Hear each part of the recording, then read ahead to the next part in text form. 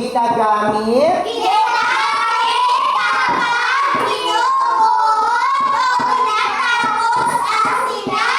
Very, very good, Luigi. Okay. Basahin natin. Mga Sabrina. Basahin mo, Sabrina. Mga halimbawa ng hudyat sa kabuuan sa madaling sabi. Brianna. Go, Brianna. Sa madaling sabi. Kalahatan. O halimbawa ng pangungusap na gamit ang hudyat. O anong ginamit na hudyat dito? Do not answer me in chorus. If you... Timothy. Sa kabuuan. Very good. Palakpakan natin si Timothy. Okay. Hamsik for kinder.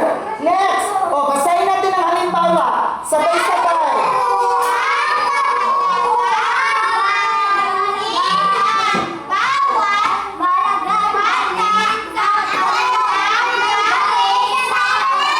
Paaralan. Uy, kailangan bang sumigaw?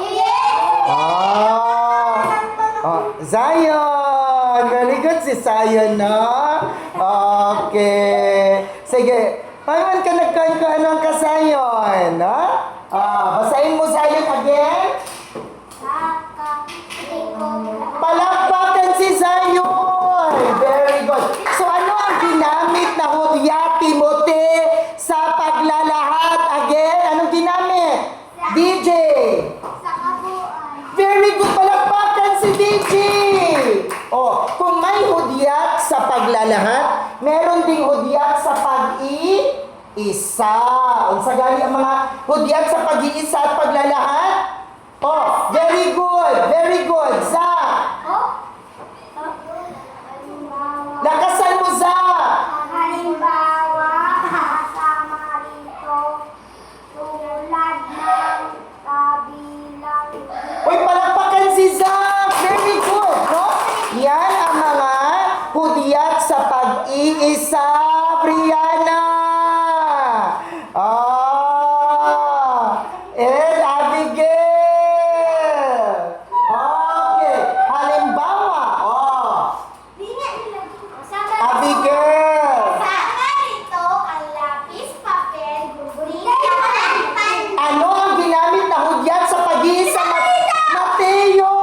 Abiyang kulamat! Very good kay si Mateo. Oy! Dalimat. Alam ko may isasagot si Mateo. Ano ang ginamit na hudyat sa pag-iisa? Abiyang kula, dali! Very good. Ipasa ka, sir. Very good. Go! Ano ang ginamit na hudyat sa pag-iisa? Palakpakan si Mateo! Ano ang ginamit na hudyat sa pag-iisa? Palakpakan ang lahat!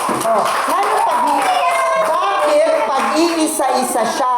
Ano palang iniisa-isa niya dito sa pangungusap? Ano palang iniisa-isa sa pangungusap? Yes, very good, Abigail. Ang iniisa niya sa pangungusap ang lapis, papel, gunting at ang pandikit.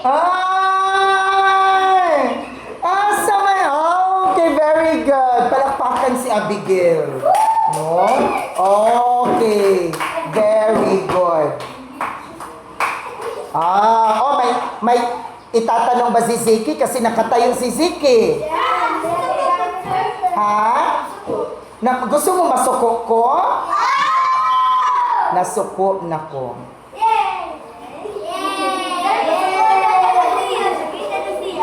Nasuko na ko! Dili tayo masuko si sir? Okay. So kasama dito ang lapis, papel, gunting at pandikit. So mailani mo siya nga pag-isa-isa siya. Pero pagkabuuan siya, may una ka nga mahalagang halimbawa, maingon ta. Mabait na bata si Brianna. Diba? Dahil siya ay tumutulong sa mga gawaing bahay. Bukod pa rito, dinidiligan niya rin ang mga halaman. Oh, di ba? Oh, pamilya, sa kabuuan, si Brianna ay kinagigiliwan ng lahat dahil sa kanyang pagiging mabait. Naintindihan? Oh, oy, kasi ni mo wala. Hello, Brianna! You get one whole Brianna. Okay, you get one whole sheet of paper.